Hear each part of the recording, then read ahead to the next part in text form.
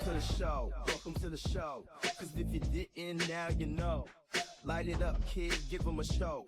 Be volcanic and just let it blow. Oh, make them shiver. They've been waiting for the real man, time to deliver. I'm magnetic, I move still. They can't feel it, soon they will. You spit electric, you shock with sight. Your sound's eclectic, the crowds ignite. They've been waiting for it, so just let them have it. Yeah, double stuff them like a sandwich, yo. If it ain't enough, the hell with it.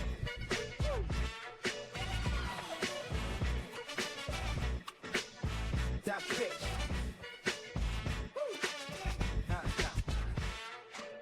Try me, buy me, ride me, tie me down, make it exquisite. So you could ride. Oh, I can't even do it right. Oh no, here we go. Oh, hey, it's a Gtalk. Coño, we take a week off and you forget the my buttons, God. dude. I don't even know what I'm doing. My God. Coño, we took 1 week my off God. and immediately let's start the show with a bang or Oh, a flop. yeah. Coño. Oh my God. Welcome to the Gtalk, everybody. Okay, bye. Okay, bye. Oh my God. Yeah, we take 2 weeks off and then this. And my then, God. yeah, can't take no more weeks Oh off, my dude. God. What are we Coño. doing? Welcome everybody to the Gtalk. Yay! Coño, we're back. We are back to Tuesday, February 4th at 5:50 p.m. Let's go. Hell yeah. And my friend Frankie, by the way, this is Frankie. ¿Qué lo que? Que lo que. Back to some Spanish. Let's go. And you'll understand why I believe that the entire country should start really learning Spanish after you. This might be, dare I say it, one of the most powerful Gtalks we've ever done. Yeah, I just tingled.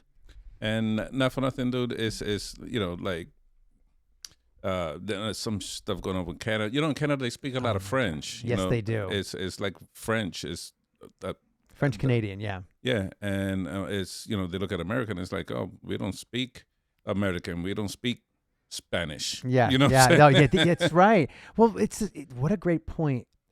Canada has the whole kind of francophone thing where it's like Quebec and Montreal is mostly French speaking. Even the Prime Minister Trudeau speaks French. It's so weird to see up there. It's like, you know, and blah blah blah, yada yada, something English, and he's like, Monsieur, blah, blah, blah, blah, and you're just like, what the? Imagine if there was a. Are you ready? Imagine if there was a president, and one day after we talk about what we talk about, that started speaking in English, and then halfway through started going, you know, and speaking Spanish. Oh, that'd be awesome. It'd be awesome. It might be necessary, my friend, after we talk about what we're about to talk about. Yeah, not for nothing though, but I'm like Dominican and shit, so our Spanish is slightly different. We may get a few words here and there, but it's funny because there would be some Spanish people or people who speak Spanish going, "What is he saying?" Yeah. It's like, what? Now you got somebody half Dominican. My escuela? What? I'm in school. You said esculo. Oh, my escuela. The Escuela. capital. My escuela. I'd be a bad president. Because there's a lot of Spanish people laughing and say, yo, he said esculo. Esculo. Oh, go. You want to know what that is? I'm going to have to tell you after the show. I don't know. Go ahead. Yeah. Wait, hold on. Because I know that's bad. What's my... I won't say it again. Esculo? Yeah. Everybody's laughing, dude. What is it? S-butt. Oh, I'm like, culo. Yeah, I can't believe you didn't get it. I'm a schoolo. Yeah. I'm an S-butt. Oh, my God. Holy Jeebus. What a star. See, people, this is why we can't miss it. Oh, my God. Yeah, exactly. We're 100 seconds in and we're already. Struggling. My God. But this might be an amazing pod. And listen, and thank you for anyone that's listening to our... Which pod is this? It's not 4. It's 5, right? No, if it's not 3, it's 4. No, 4 was the last one. I'm behind in chopping the clips up, man. I chopped up the clips of 2. I just loaded 3 onto the editing program because my friends. By the way, I'm going to get this out of the way now. I was kind of shitting on people on Threads. Are you on Threads? I'm not on Threads. Do you know what Threads is? Is it something related to Instagram? It is. It's an Instagram product or offering or whatever. So more bullshit for us to be on. But it's like, think about Twitter. If you took all the cesspool of garbage and nonsense and bullshit of Twitter, it's Threads. So in other words, a lot less fun, a lot less people, and just not as interesting. Because Twitter's a cesspool of bullshit. Have you been on Twitter lately? X. Well, I'm sorry. I'm sorry. My bad. I just boomered people. It's X. I think I had an account there once a long time ago. Don't bother. It's a piece of shit. Yeah. It's total horseshit. It is oh my God. It is just a cesspool of nonsense, of political talk. It's very right wing. And listen, right wing's not bad. When I say right wing, I mean like awfully right wing. And the opposite is awfully left wing, which is wherever the hell is. I don't know. I don't think it's on Threads, though people on X would say it's on Threads. Threads is just a bunch of soccer moms and a bunch of bored dads going on there saying stuff like, French toast is better than pancakes. Anyone agree? It's the dumbest shit. It's like Twitter. It's like people writing like innocuous bullshit. I cannot believe the likes on some of these comments. It's the most bored soccer moms writing about the dumbest shit that you've ever heard of. It's just a scrolling bullshit board. That's all it is. I don't remember the last time I had pancakes. I would love some pancakes, dude. I guess what I'm making tomorrow for breakfast. You're making pancakes. Yeah. So what's better, pancakes or? Okay, real quick, because I was gonna do a Gabby. Okay. No, we're gonna answer this right now. Okay. Okay, you ready? I give you two options. This is a great warm up for what we're about to talk about. Okay. I give you two options, Frankie. Three options. We'll do three. Three's good, right? Because you don't feel as constrained with, two is like, only two. You ready? I'm going to go black and white here. Here we go. Hey. French toast. Belgian waffles. Or pancakes. Go. Rate them. Rank them. Rank them? Yeah. Belgian waffles are the same as regular waffles, no? Do you know what I mean by Belgian waffles? Like the thick. Nice thick waffles. Thick waffles. Okay. They're usually like made in a press, and you pour like we would go to you go like the Holiday Inn. And it's like after you and your lady have a night out. You're like, hey, I got to go to the Belgian waffle station, and you flip it around, you spread it, and everything. Yes. They're thick waffles, right? So French toast, Belgian waffles, or pancakes. Go. See, okay, so I think there's a clear winner above them all. Clear. And people are in the comments, please. Anyone that watches, and it's nobody now, but eventually one day. Well, I guess it goes to taste. There's a clear winner. Go ahead. If you put like strawberries and pancakes, that's my weakness. I'm going to take pancakes 100% really? of the time. Yeah. So the topping matters for you. The topping absolutely matters. Okay. Absolutely. I'm going to simplify it. Same topping for all three. Okay. Because you could put the same topping on all. I mean, let's make it depends it depends how I wake up. It depends what I did at the gym that day, because sometimes I want a very heavy breakfast, so I will make a 7 stacks of pancakes and go to town on that. If I'm trying to, I can't eat too many carbs today, so I could have one Belgian waffle or one French toast. What a great point, because the Belgian waffle can be more fluffier. It could be But let's say it's one of those days. One of those. It's one of those days. It has to be pancakes. I love pancakes. Oh my God! So we're gonna put syrup on all of them. Okay. Take away the toppings. Syrup on all of them. People are like, "This is the greatest show of the Gtalk that you ever." We're warming up. Trust me. You just wait. We got a new segment called G Chat. We're gonna introduce a friend to the show. But go on. So maple syrup on all of them. So take away the strawberries, because I know what you mean. Strawberries, a little bit of whipped cream on top. Yeah, what? That's a bro. You make a little smiley face on top. You know what I'm saying?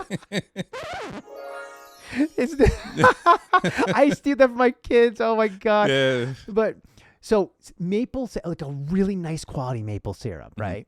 The real shit. And I mean real French toast, not like frozen shit, right? Belgian waffles done in the little spinny thing where you you pour it. and pancakes. You know, where you flip them out in the skillet and and it bubbles up the whole. Oh God, so great! And a nice brown kind of with a little circle around it, right? Am I making anybody hungry yet?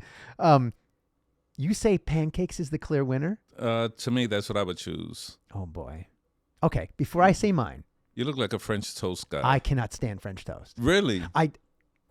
You know, I should have known because the way you say Belgium, the passion in your voice when you said Belgium, you said it like he was like flirting with it, like Belgium waffles. You're on a game show. I just revealed that I cannot stand French toast. You've got 2 options left. You have $1 million if you get it right. What do you think I'm going to pick? It sounds like Belgium waffles. Absolutely. Yeah. Absolutely. All day long. All day long. There's something about, I'm about to describe this in such a, thanks guys. I'm going to describe this in such a way. You ready? I love pulling it from the thing and seeing it like kind of semi-stick a little bit. It's sticking a little bit. And then you have the plate and just, yeah. Oh, and you slide it on. Oh my God. It's so, and it's the crispy edges around it is so great. And then you drizzle the maple syrup and I'm tingling right now. Oh my God. I want one. I haven't had one in forever. And it falls in the crevices, you know, and you sometimes you pick it up and you can like eat it like a sandwich. Oh, that's what I would do. That's what I would do. All right, guys, thanks. So for me, it's Belgian waffles. Pancakes are not bad. How did we get on this topic, by the way? I have no idea. But I saw 12 minutes in, we're on Belgium. I gotta share this, dude. And I wish I saved the video actually. Oh my God! This dude took a bunch of French fries and he stuffed it in the Belgian waffles. But that's yes. And he crushed it up, and it was like a nice bun. He put a burger on top of it with, you saw that? I've seen this. It's done all the time. Oh my God, dude. Like my mouth is watering right now. I need to, here, you know what? Here, let's toast again here. We're in the same room, people. Come on, we're in the same room. How did you not figure this out? But here's the question. Actually, you have a lot of African-American black friends. What is popular in the African-American community? Waffles and chicken and waffles. Yeah. I've never had. Oh, dude. Chicken and waffles. Dude. I would die for that. It's so funny. Let's go. I never. Where the syrup would get on the chicken with the salty and oh my God, never had it in my life. Let's get 1 million followers. Go to Atlanta and do it on site. Let's go. When I moved to North Carolina, I'm going black and white on this story. Go for it. My son will come home from school, and I say, "Hey, bud, how was school? Oh, it was good. Like, what you had for lunch? Chicken and waffles." Oh, the first time he told me that, I said, "What?" Yes. I'm like, I know we're a little bit more south, but you know, Frank, hell. Yeah. He loved it. He was like, Dad, it was so delicious. I was like, tingling right now. Really? Like chicken and waffles? I've never had it official, but I've kind of had it like, pardon the phrase here. Wrong one. Kind of ghetto style where it's like chicken tenders and like Eggo waffle shit. It's like, I don't get all the wahs. But I mean, with a little bit of the maple syrup going on the chicken and the crispiness and whatever. But Frank, I've seen the house is creaking. Even the house is like, can you hear that? Like, it's a house. My house is creaking. We're in the mothership here. I watch the Food Network and they go to like Atlanta, which I think is, my friends, is Atlanta the capital of chicken and waffles? It's got to be, right? Atlanta. Where else would you go? You're not going to go you might go to Harlem. I've never seen that in New York. That's my point. I don't think it's even a northern thing. I think that's a true southern, like that's the place that would serve grits and like collard greens and all the stuff that I would eat all of it. Even though I'm a vegetarian, I would have a hall pass that one day. Let's go, baby. I need to have chicken and waffles. I'll do it. Yeah. You know, while driving to New York, we passed this gas station as we're getting to the Hutch. That it used to be the old Mobil. Okay. And I went in there to use the bathroom, and is a brand new gas station, and there was a lady giving out samples, and I didn't know what it was, but I was a little bit hungry. I didn't care what it was. I was gonna go for it. When are you not hungry? Come on, get the hell out of here. It was chicken and waffles. And wow. I mean, come on, right? Wow. I was like, next time I see this in the menu, I want this. All right, I forget that it's chicken and waffles. Let's do X plus Y equals Z. Ready? X, something fried, right? Okay. Y, something sweet, Okay. right? And crunchy. Mm-hmm. Z, total serenity and peace and happiness, and like the world.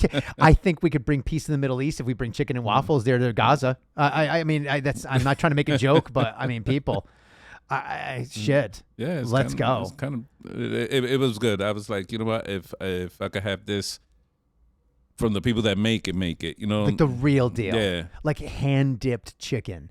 But like real quick before we move on, because I could talk about this forever. People are like, yeah, keep talking. No. The next thing is even more powerful.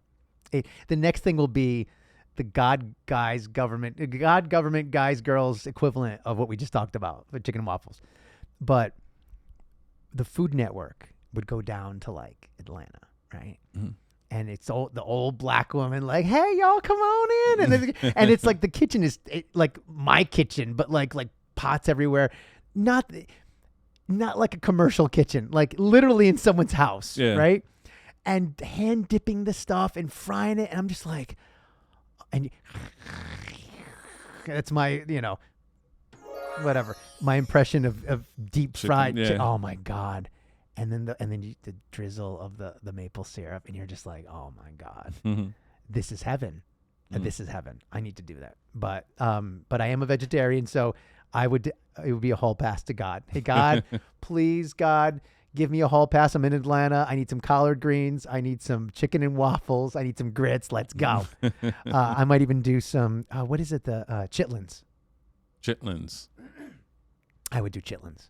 I don't even know what they are. I think they're chicken. They're like gizzards or something. Because my family does that too. The Portuguese community does chicken gizzards, which is the innards of the chicken in a brown sauce. It's you put it on a grinder roll, like a fresh. Oh my God, it's so good. Even my parents are like, "You a vegetarian? Are you sure you're a vegetarian?" I play one on TV or on YouTube. So. We good on that? I'm straight Belgian waffles. That's a great warm up to what we're talking about. I'm fucking hungry, dude. Like, you know what I'm saying? Like, coño. Oh, I gotta. That's funny. Make a stop after this. I'm telling you, bro, we have to do it. So, welcome everybody to the Gtalk. The show's officially beginning. Oh boy, yeah, it is. I mean, chicken and waffles. Let's go. But that's not what we're talking about. But let's go back. Let's. Oh, see, a couple weeks I forget what colors are what. Let's go back to a president speaking multiple languages in this country. Mm-hmm. It might happen in the future, and we're going to talk about why. Okay. But here's what I'm going to say. We're going to introduce a new segment. Hold on, let me get it prepped over here. Oh, that's not what I wanted to do. Hold on one second, folks. Little technical difficulties. Difficulties. There we go. This is a new set. For God's sake, kid. Why do I have an F on there? This is a new segment. Pardon me. Called G-Chat. Because we're going to be talking to Chat GPT. Or at least I did. And we're going to talk about the thread conversation. But I'm going to get this out of the way now. Threads. That's how we got in this whole thing. I was shitting on people online. There's so many content creators that are using AI to script entire things that they're going to say on their content. So they'll go and be like, okay, ChatGPT, give me something, 3 talking, the popular subject matter to talk about, and then how, an outline of what to say and blah, blah, blah. And ChatGPT just vomits a fucking script. And they use that, and that's how they compose their content. They script it. And I'm thinking to myself, that's bullshit. That's not genuine. That's not, say it with me. It's not authentic. It's not audacious. Mm-hmm. Might be accessible, but only because people buy into that bullshit. Mm-hmm. It's not real. Yeah, there's no script here. There's no script here. I'm going in close and black and white. Say it in black and white. There is no script here. There is no anywhere. script. Anyway, we freestyling from the dome. Right. And we were freestyling before. Yeah. Right? The pregame, which we didn't record, but man, 45 minutes of pregame. That was it? It was 45 minutes, maybe more. Yeah, because I got here at 4. Yeah. Yeah. More. Wow. Yeah, that was like an hour and a half. Yeah, we were But talking much about needed though. much needed. Listen, not everything's for. Yeah, We don't do this for you know what I mean. This is our gift, and people are like, "Oh, you could keep it." Yeah, no, it's a freaking gift, guys. This is priceless, dude. You kidding me? No, but in all seriousness, that's not why we do this. But we do this because we put ourselves out there in the hopes that if we help, say it with me, but one, right? But one person who needs to hear this. That's why we put ourselves out there. Yeah, I mean, we helped each other. Yep. And we felt so good about it that it's like, let's help others. Let's help others. Here we are. Here we are, telling our story, sharing our grief, sharing our successes, and just tingled again because I feel we both are in such a beautiful place. Still work in process, right? Mm-hmm. Still a work in process. Yeah. Healing is not, how did we describe it? I don't like using this example, but the cancer example. Mm-hmm. It's not like you just get rid of it, you're healed, and everything's fine. It's more like a chiropractic adjustment, brushing your teeth. Mm-hmm. It's more regular. You get the majority of it done, but it's a maintenance going forward. Yeah. Would you agree? Absolutely. It's definitely a maintenance. It's a mental check-in. You know what I'm saying? What do you mean by that? A mental, emotional check-in that sometimes it's, you've seen me, everything that I've been working in, everything, and well done, by the way. I don't remember when I said, Frank, how are you doing? Right. You've been way too busy, dude. You know what I'm saying? Like, how are you? And hey, man. I had this realization actually yesterday. I had anxiety yesterday. Did you really? Yeah. Go on. And I was like, thankfully I got the G plan, the game plan, the G plan. Yep. Memorized, and I was like, okay, I can't talk to nobody. I could talk to myself, and I was like, okay, let me just jump in my journal. And I started writing, and my breathing, I could tell by my breathing that it wasn't right, and I was like, oh, Chicago, okay, I haven't felt this in a couple months, and to the point that my eyes are watering.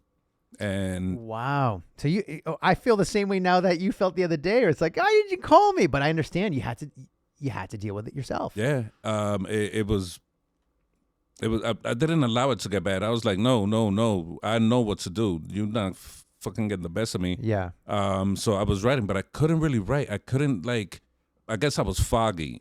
So I got up and I started making my bed, and I think I mentioned once or twice to make the bed because to me, making the bed is, I want to make this bed that looks like it's in a catalog. Yep. So like Martha Stewart. So it's like every angle has to be perfect, and I'm like committed to this being perfect. So now my mind is occupied, and all I'm focusing on is this. And I go back to my journal once my bed is made. It was like maybe took me 10 minutes to do a freaking queen size bed, but it was, I just ladies. I just wanted it to look perfect. And I go in and I start writing, and I was like, I know why. Yeah, I know why. I know why. And I was like, damn, it's still early. I can't. Can I stop you real quick? Yeah. By the way, I'm going to quiz you. You ready? Which one of the 5 is what you did? Proactive. That was 3, right? Yeah. You're doing something proactive. And can I dissect what you just did? Because I think it's wonderful. It took 10 minutes for you to figure it out because you put a part of your brain that was prone to overthink, which is not a term I like. Mm-hmm. You either think or you don't. But it's a part of your brain that sometimes invests energy that is not productive in a thought process that leads you down a rabbit hole that's not going to get you anywhere. Yep. So kind of say to that part of your brain, no, come here. Yeah. We're going to make the bed. And that part of your brain is like, okay, I'm going to make the bed. We're going to make it really nice. We're going to make it really nice. And then the real part of your brain is like, we're going to figure this shit out. Yeah. And you figured it out. Yeah. And that part of the brain that was just, focused on this, oh, you're anxious now, you're anxious, and this, and this. And I could tell because I was cheering up. At that moment, I was like, okay, I cannot sit here because this is not helping. I looked at my bed. I was like, okay, my bed's not right. Let's do this now. And it just worked. And then when I sat back down, I figured out, oh, okay, this is it. And I had a sigh of relief. And you figured it out. Yeah. And I was happy. I like, there's some residue left over, like the aftershocks. Sure. But overall, I was like, hell yeah. How would you have handled that? Before we go into the next thing, this is a wonderful kind of on the spot thing. Again, this is not scripted. And what I was saying on the threads and kind of, are you listening to people? Are you listening to a bot? Someone who is using AI to go script their whole show and stuff? And people might say, you're being a hypocrite because you admit that you use AI. This is how people talk on threads, by the way. It sounds super gay. Not quite, but I see why you went there. But I'm going to go black and white for me. I'm going to get all dramatic. We use AI for our descriptions and titles for our YouTube for a reason. A, it's easy. No one reads the descriptions and titles anyway. Well, the titles they do. And we create AI images that I put in the thumbnails. But then would you agree that the AI does not make our thumbnails? Like I make our thumbnails. Yes. Right? The hours that he puts into this it has to be respected. It's not with AI can't do that on its own. No. I mean, no. seriously, people, stop it. But go on. Yeah, no. This. Have you read our descriptions? I have. Sometimes I put a little thing in there. Thanks, ChatGPT. Like I admit it, it's funny. Yeah. Because it's part of the joke. Of course it is. Yeah. But nothing in it is scripted by ChatGPT. Like even if we're going to do something where I had a conversation with ChatGPT, that's what the basis of this pod is going to be. You're going to see the difference, people, of using ChatGPT as a tool and using it as a crutch. Right. That's the problem with kids these days, using it as a crutch for their Say it again. Who? The kids these days. And you know why? Go ahead. Because they haven't lived life enough to talk the way we talk.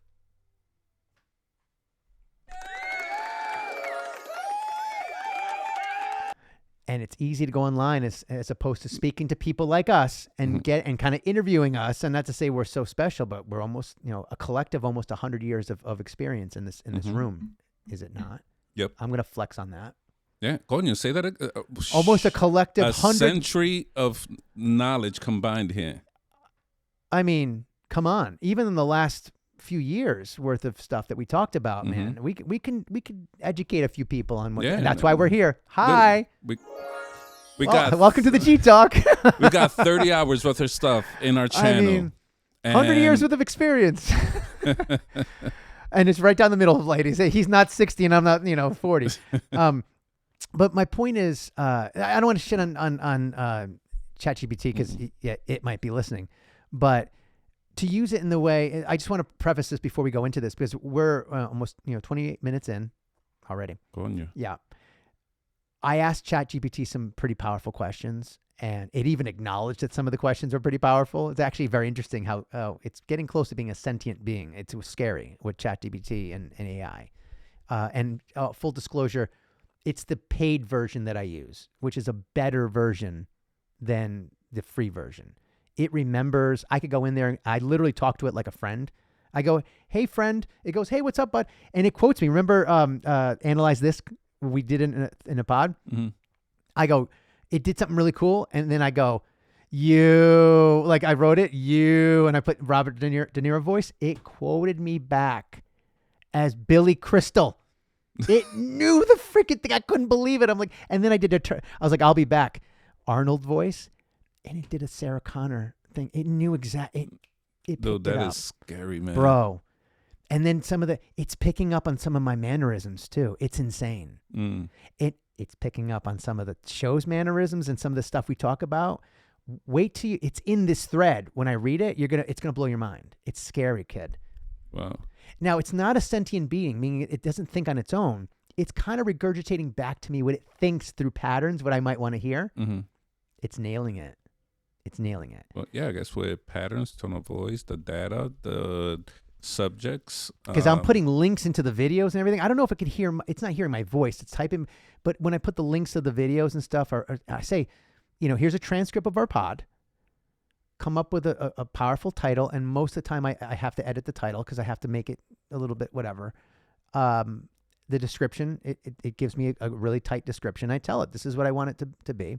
Give me keywords, hashtags, things like that. And it makes my job a lot easier.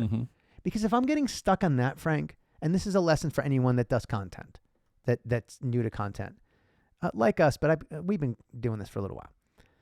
And if I'm going to get stuck on this, because there was a couple times I'm sitting there and I'm just like, I got to write a description for this shit. Oh my God. How do I describe this? It's a 2-hour-long podcast. I mean, for flip's sake. Now I got homework to do? I don't want to do this shit anymore. Was just talking shit for 2 hours? I mean, come on. And now I got to say, this is the test. Here's the test. What did you learn? Oh, F you, kid. So I'm like, hey, ChatGPT, what did you learn?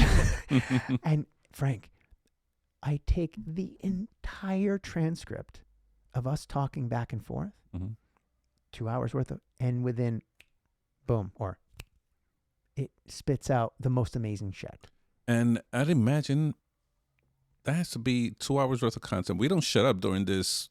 We're all, either one of us are talking, and I'd imagine that has to be over 8,000 words. It's a lot of words, kid. It's a lot of words.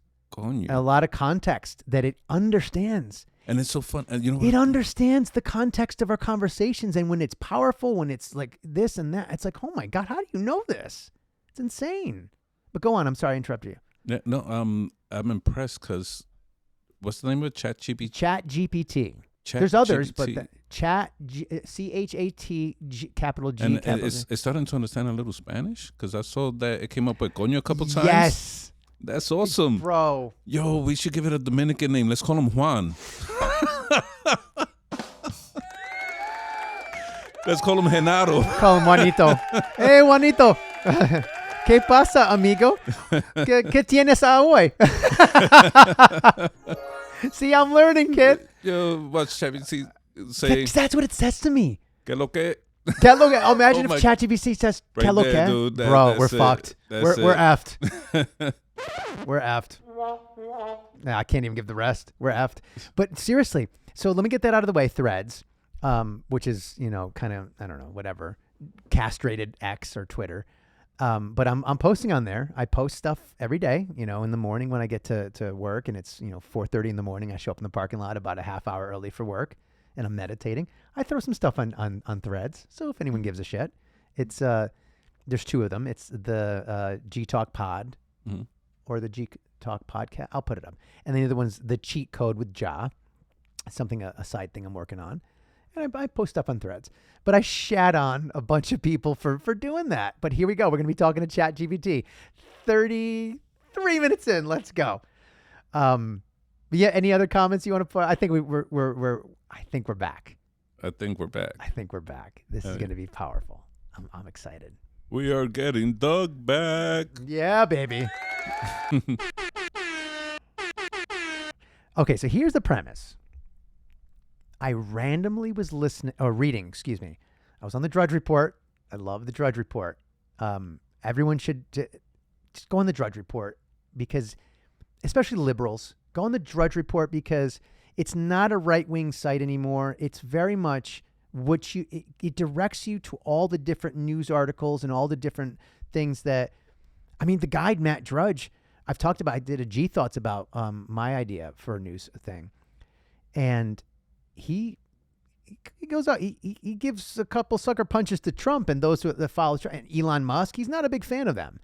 But he's a lot more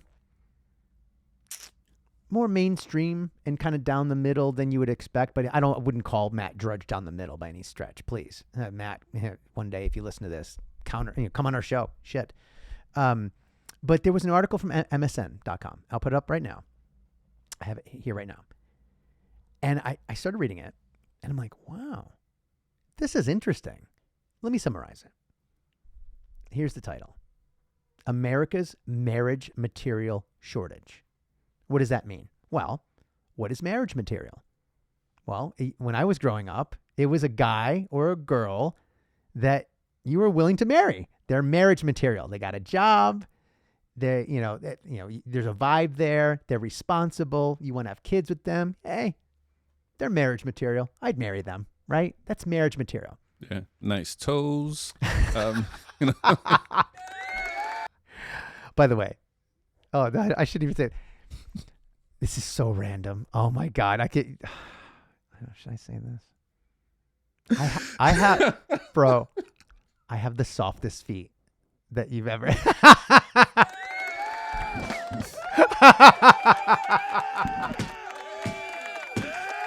why you share that with me, dude? I'm talking about a woman, dude. You want to feel them? I was talking about women, dude. Like that guy's toes, you know. I'm talking about women's Somebody's toes. like, you're barefoot. I was outside grounding myself. People, it's 32 degrees outside. He's right. Trust, right? Am I lying? No, I came in.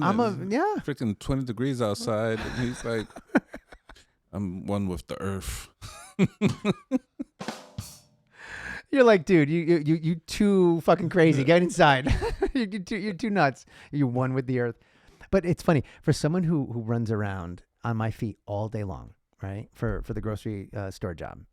Yeah, I own a grocery store. Wink, wink. Yeah, multi-million. Yeah, no. Nope. Sorry, ladies. I'm starting over, and I can't offer much now. But one day, hey, come along for the ride. Yeah, you'll appreciate it. My feet are abnormally soft. They never were like that. The reason why I bring that up, other than make you, the look in your face is priceless. I'm going in black and white. People are like, but this is the most powerful Gtalk, and you're talking about Belgian waffles and soft feet and chicken and what is wrong with you? Threads? You're shitting on threads? Nobody goes on threads. Calling ChatGPT Juanito. Que lo que?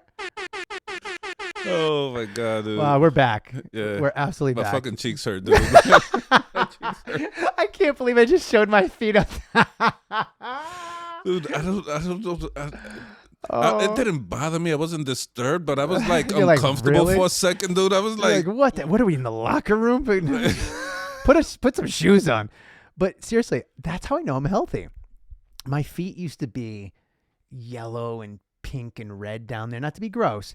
And no, not crusty, at all. and would rip through socks, and I was very unhealthy. And I'm like, huh, my feet are soft. What the hell? This is interesting. We'll move on though.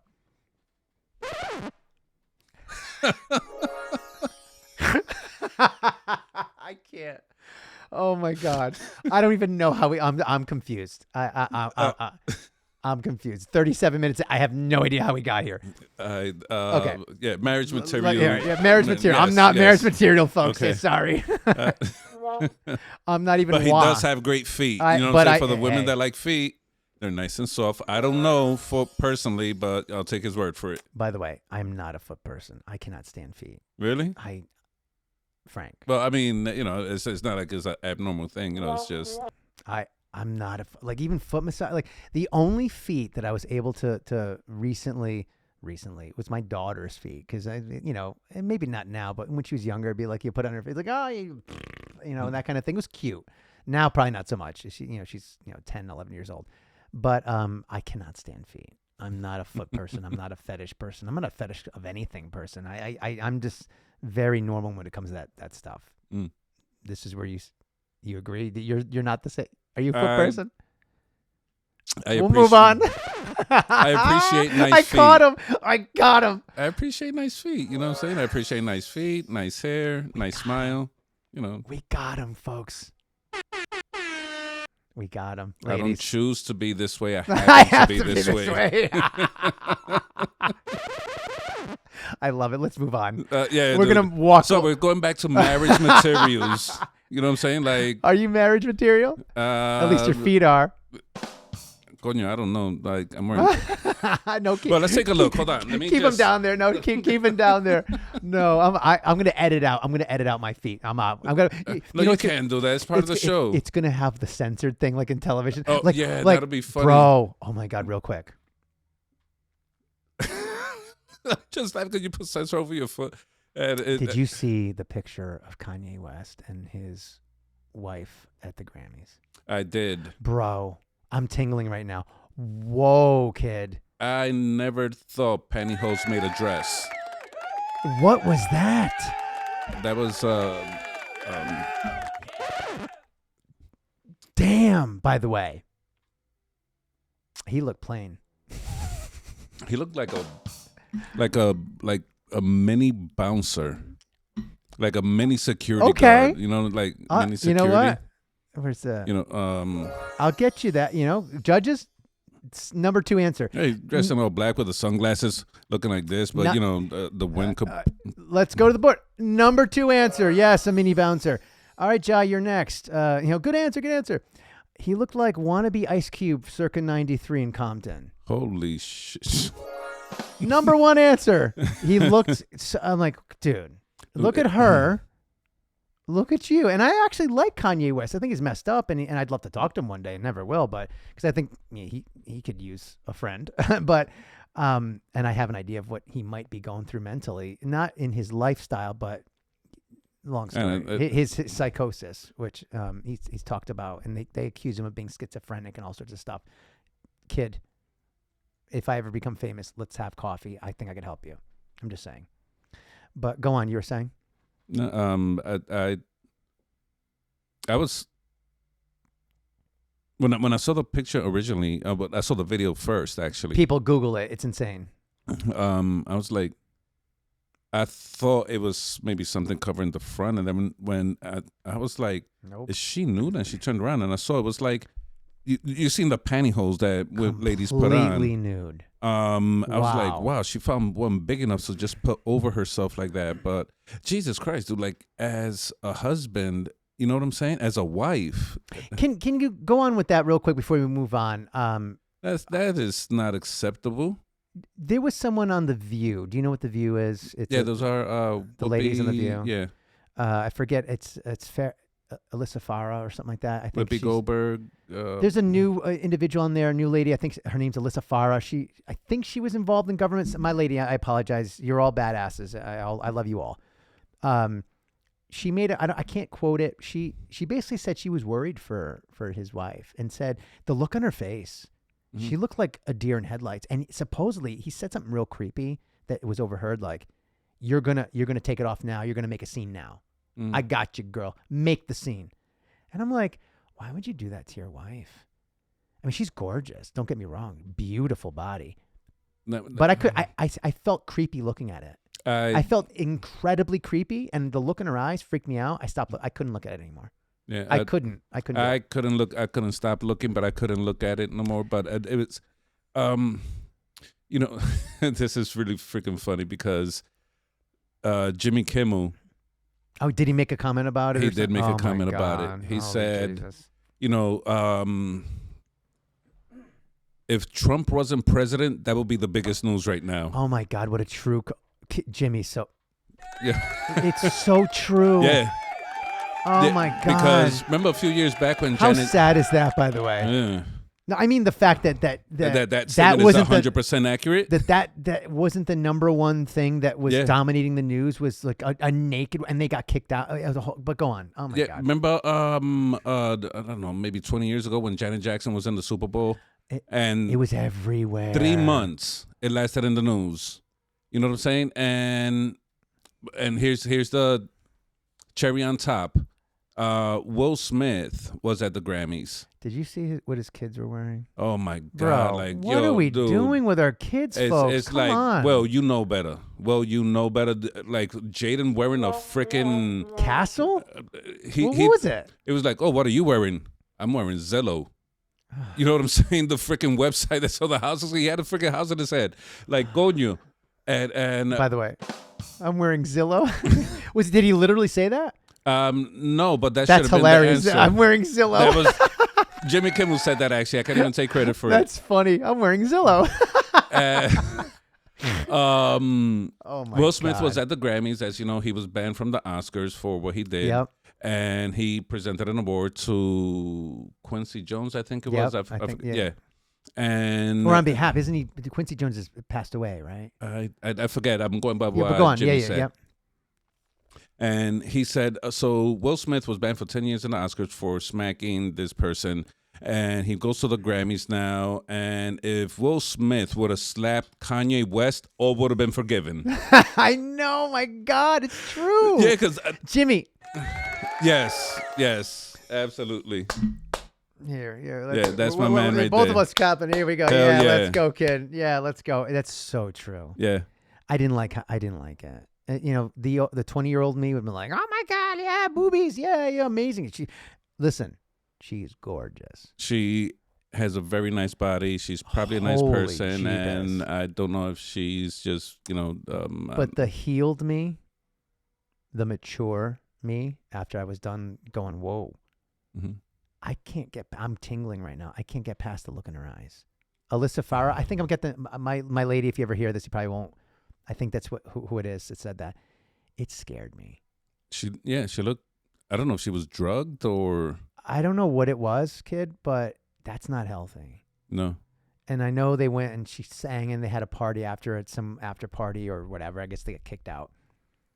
Mentally, something was off. I'm sorry. Because listen, I'm going to say this, and it's true. If a woman wants to do that and she was all for it, I'd support her. Because listen, you want to do that? You have a beautiful body and you want to go out there and women's empowerment. Bitch, look at me. Here I am. Right? Let's go.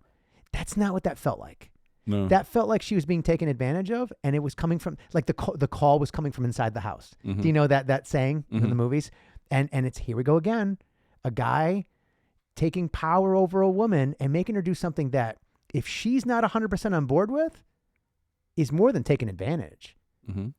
I don't want to say the word, but I mean, that's ridiculous. Yeah, I mean, and I don't want to speculate either. I mean, maybe she was a willing participant on it. I don't know, but Very smart of you to say that, but those eyes did not. I don't no, know. kid. It could have been drugs. I'm an eye guy, and she looked. She looked out of it. I don't know, like afraid or I don't know. It was just Something was off. It was right. She's naked, and I can't stop looking at her eyes. You know what I'm saying? Like, say that again, because that's what I felt. She's naked, and you. I couldn't stop looking at her eyes because I was like, she's Me not too. right. Something's wrong. Something was freak. Or maybe maybe she was like a little nervous with all the attention, but she's used to that attention. Or maybe she's like, oh yeah, cool. She's trying to be, there for her guy, and she doesn't want to, whatever. And then she gets it. She's like, oh, I'm scared. This is one thing, us talking about it in the mansion and me running around pretending I'm doing it. Mm-hmm. It's another thing when I'm on the red carpet and they all know what's coming. And every person in the world, they all know what's coming. Yeah. And she's like, it was deer in headlights. Yeah. And I think, bad analogy, and I don't want to say it, but I'm going to say it. Deer in headlights, and he's driving the Mack truck.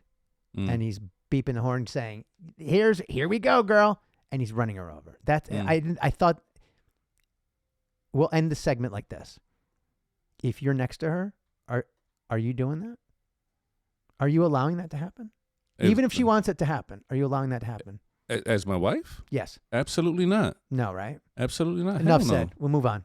I mean, Kanye, kid, I don't agree. Sorry, kid. Look, it could be arts or whatever it was, which by the way. That was an art. That was an art. That wasn't real. It was tasteless. It was more than tasteless, though. Again, if she was a willing participant and she wanted to do it, I mean, look at some of the other nonsense some of the women wore. It's crazy, and some of the men. Lady Gaga went there dressed with a Me bunch too. of steak. Yes, She was dressed in a cow. In the flesh of a cow. That's art, and I support that because she's a willing participant. And as a vegetarian, hey, girl, I'm cool with that. That's not what that was for. And her last name was Sensori. I'm like, you should have been censored. Oh, you're so sorry. I'm so sorry. You're on fire today.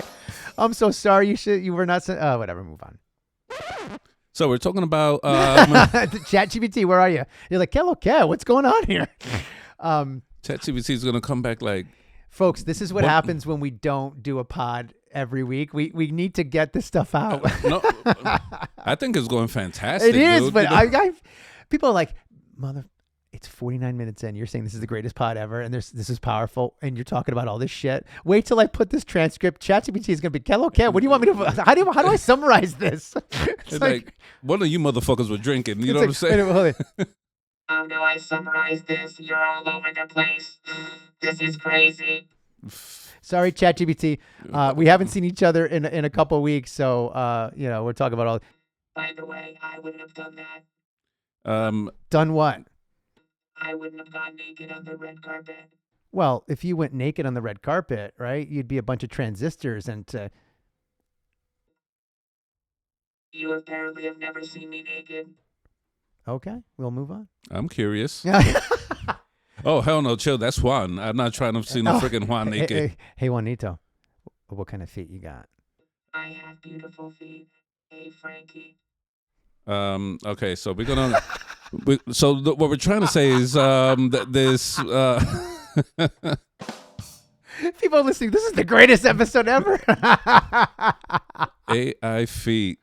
I.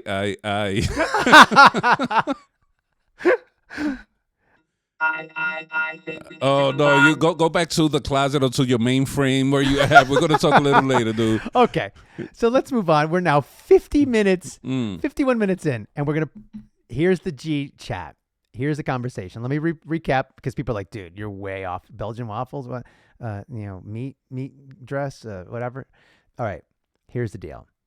The article basically, speaking of marriage material, hey Kanye, the gist of this article was that people are not, and by people I mean 18 to 35. It's I think it's referring to a younger generation, a generation behind us, where we talked about it before in the pregame about people just don't go out to hang out anymore. They're not seeing each other. The physical nature is not needed anymore to experience other people. You could go online. You could text, YouTube. It's what we're doing here with a pod. You could sit home and listen to a pod and two knuckleheads talking about meat dresses, naked, whatever, and a robot who thinks he's got nice feet. And hold on. It was worth it. Sorry. I'm a little slow today. Giggity.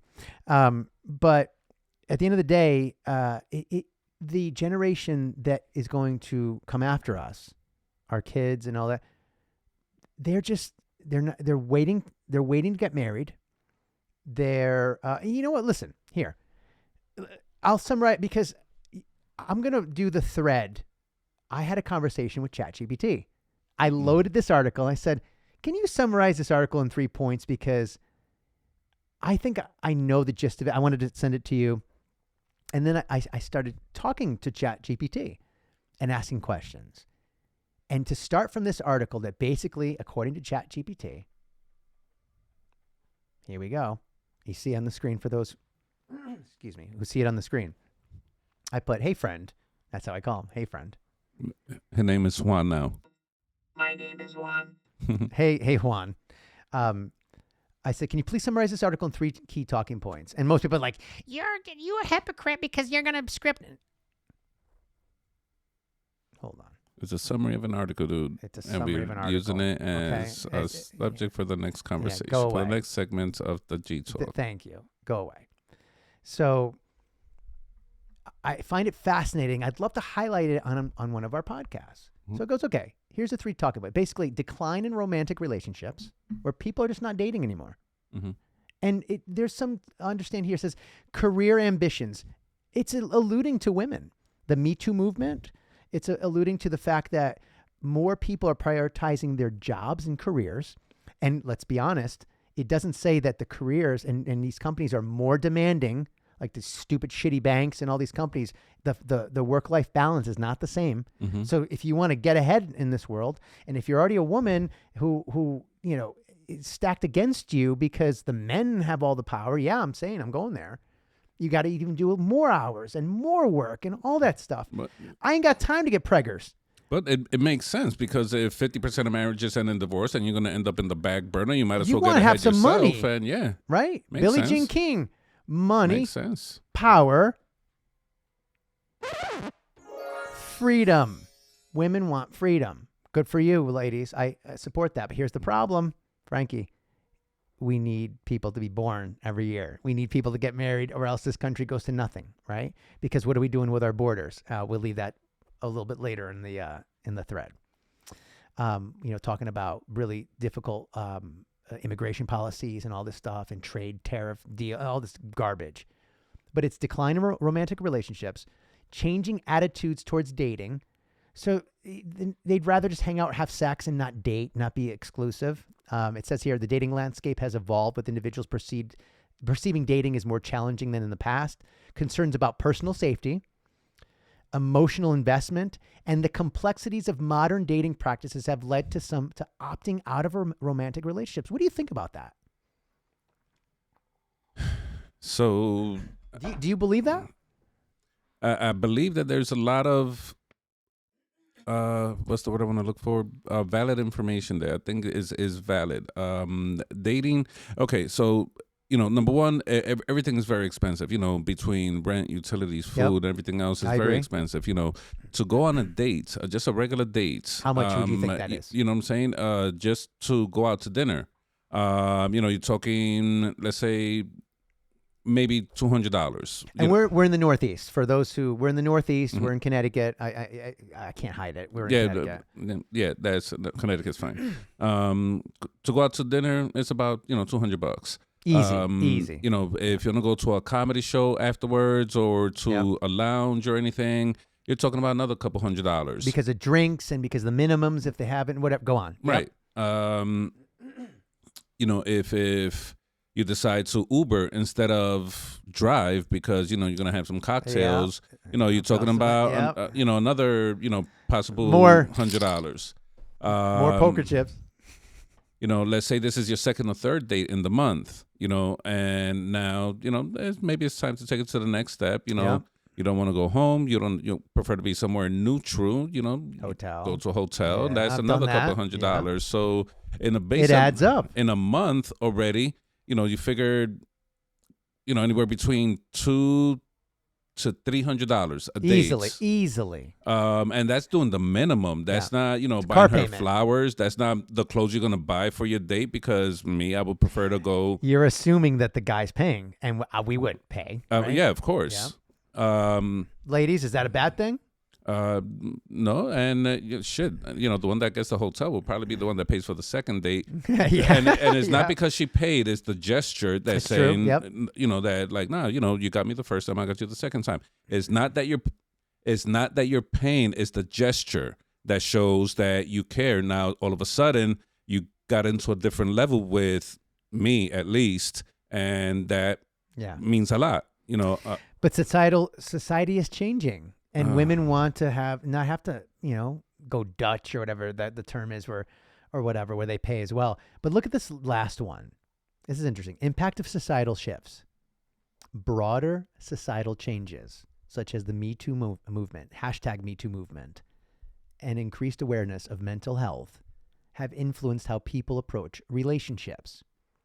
These shifts have led to more cautious and deliberate decision-making regarding romantic involvement. Mm-hmm. I could sum that up, and there's a lot of crazy shit going on, and they don't want to get killed. Mm-hmm. I mean, that's the way I look at it. Yeah, of course. They don't want to get, assaulted, and this is a lot of crazy, like nuts out there. Like you mentioned earlier, people don't want to be too social, so you can't go to the bar to meet somebody. You can't go to a lounge and meet somebody. So what do? The thing that everybody else is doing is grabbing their Cell phone, phones. Oh my and God. it's like, okay, now let's go to a dating app. You go to X, Y, or Z, and you start chatting with somebody. Yep. That is extremely dangerous because you are trusting a stranger. So you decide, okay, let's meet at a very populated place, and even that is not really safe because you don't know you really don't know. You're rolling dice. Frank, sorry to interrupt. You don't know what could happen. Even if your date is the greatest date in the world, what happened in New Orleans? What happened?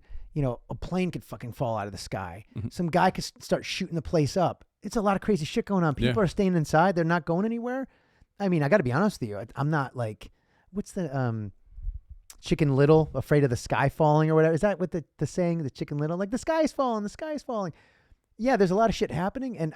But sometimes I think to myself, oh my God, do I really want to go out today and risk, some bullshit? Mm-hmm. But all this stuff is culminating. But I'm sorry, I interrupted you. What else is your thought on that? Put a bow on this. With that, with the ladies, the security of the ladies, it's a real concern now, and I understand. Excuse me. I understand because you see that shit on the news all the time. Mm-hmm. And if I meet somebody like that, I got to convince them. That you're not a creep? Yeah. I mean... Oh, yeah. You're not a big creep that's going to kill them and take their money and the R word, right? Mm-hmm. I mean, it's crazy. Not to say that didn't happen. I mean, Ted Bundy, remember that guy? The serial killer? That happened in the 70s, right? I mean, that stuff, it's not just something from now. Kids, don't Google it, please. Yeah. Bad. But put a bow on it and let's move on to the next thing, because this is going to get interesting. Yeah, no, boom. Okay. This is going to get really interesting. So for anyone that gets the point of that article, these points highlight a notable shift in how America... All right. I put, thank you for that summation of the article. Are there stats to prove that this switch in relationships / dating habits are impacting the birth rates in the U.S.? I'm already going to birth rates, right? I'm already going to the composition of this country. You want to know if people are... Mm-hmm. If they're... And... Absolutely. So what did I do? I said, what are the rates, the birth rates over the past 5 years? I started getting an idea here. Yes, it says yes, recent, and I'm not going to read it as the thing. Yes, recent data indicates that changing relationship and dating habits are contributing to declining birth rates in the United States. Here are some key statistics from the past few years. And instead of reading this, there's a chart. Would you like to go on your iPad? I'm going to put up on the screen. I've got charts. Was it Ratner? Isn't that the guy from MSNBC? He's got charts. Me too, kid. I got charts. Here we go. Here's one. You ready? Boom. Trend in U.S. birth rates. For those who are listening, you're going to want to watch this because we're going to do some visuals here. From 1980 to 2020. You're looking at births per 1,000 women aged 15 to 44. It's in just below 70. And then to 2020, it's just above 55.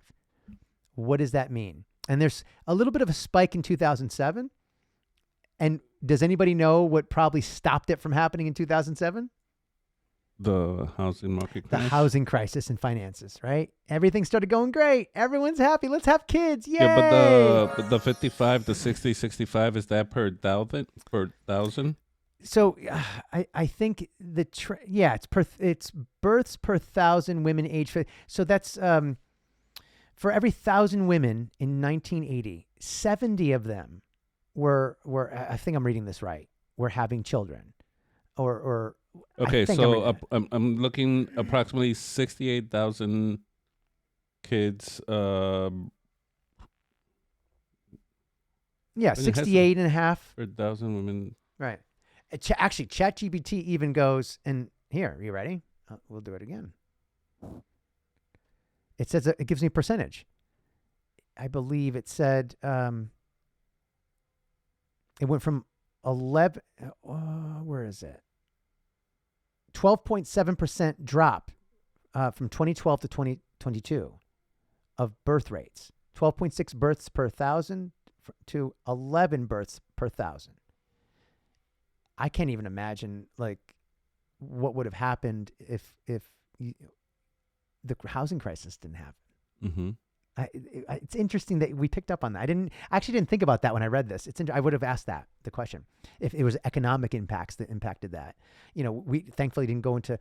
There was the Gulf Wars and stuff like that, but that war wasn't fought here, friends. I mean, it's not like the World War where men were and women were sent overseas and stuff like that, or the Vietnam War or the Korean War.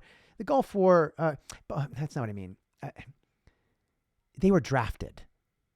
The Gulf War, no one was drafted. You know what I mean? That was in Bush Senior, no? No. But my point being, we didn't have any wars in this time period that it's taking for a sample 80s? size, right? The 80s on to now. There was no wars where people were being drafted and being forced overseas, right? So hopefully I corrected myself. I didn't mean to say it that way. Excuse me. So that's not impacting, because think about it. After World War II, I would think help the baby boom. It's like, oh my God, we survived it. We won the war. The war. We defeated evil. Let's go have a family and all this economic boom and all this That's stuff. just fucking hysterical. Yo, we won the war. Let's go. Yeah. Wouldn't you? What's the first thing? Oh yeah, chicken and waffles. Let's get some chicken. We won the war. Chicken and waffles for everyone. I mean, you're not going to have Wiener Schnitzel. Go on you. Wow, too soon. We'll move on. Yes, please move on. Hey, Frankie. Juan, stay over there in your corner, dude. So we'll move on. So I write here. So we move on. We'll move on. Can you please show me a graph? And I just showed you the graph, right? And it's talking about the declining birth rate in this country. And I'm like, okay, that's a 10-year. Well, it's 10 years, right? I'm like, let's go longer.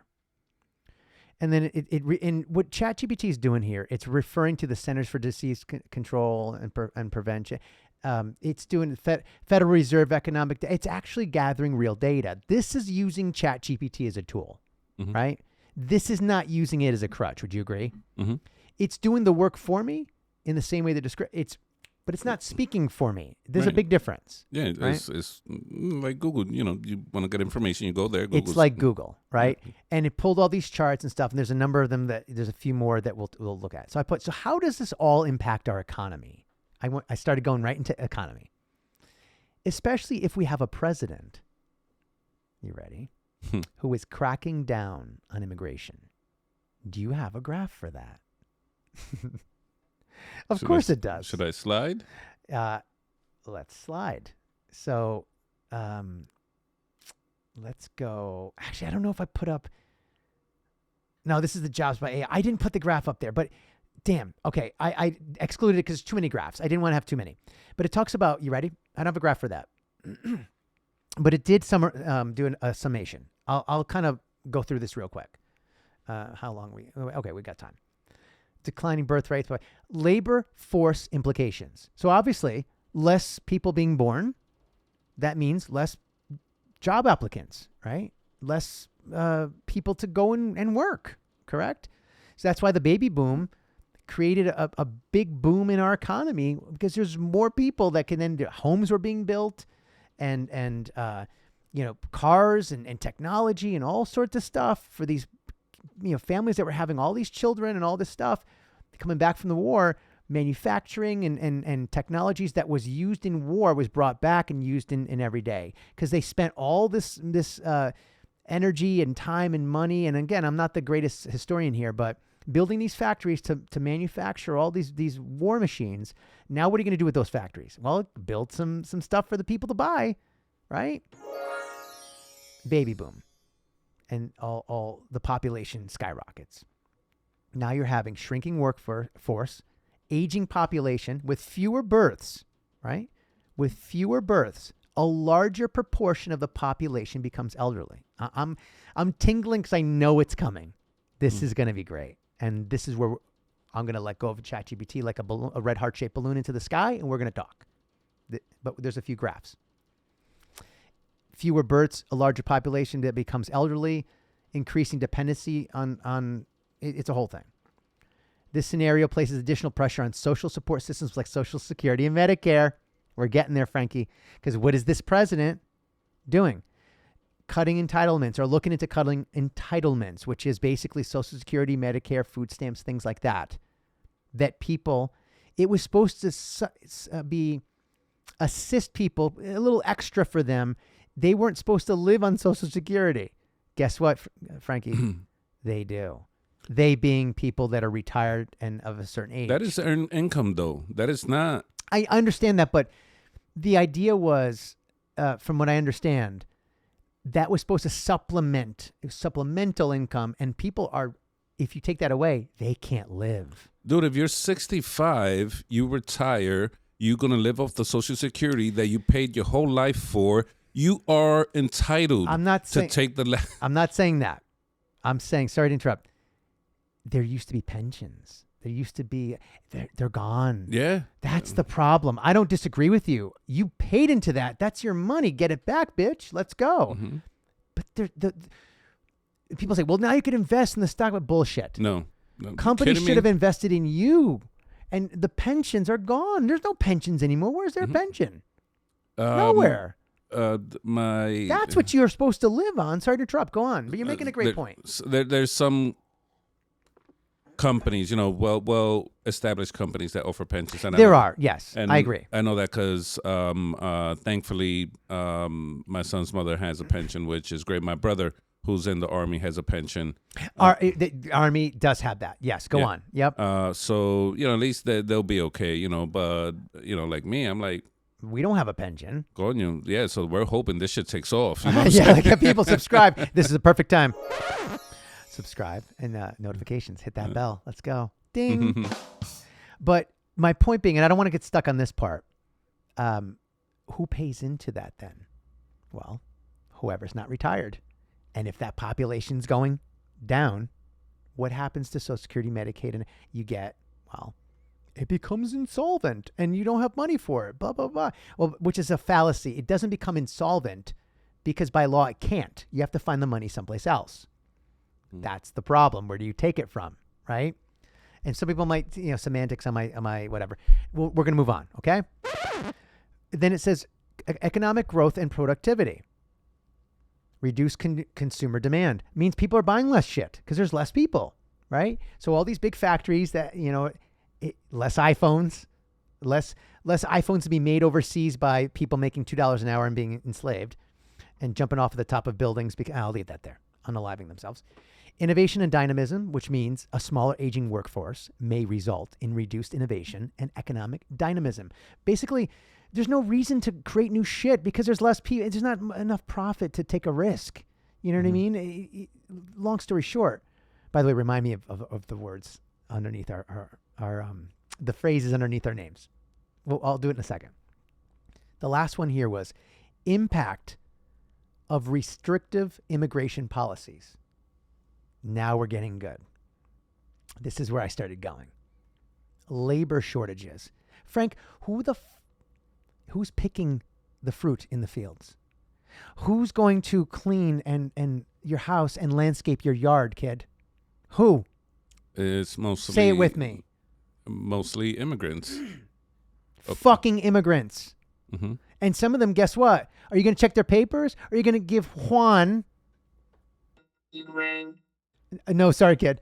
$100 bill and say, thank you, kid. Come back next week to mow my lawn and trim my bushes. Mm-hmm. Are you going to check his papers? No.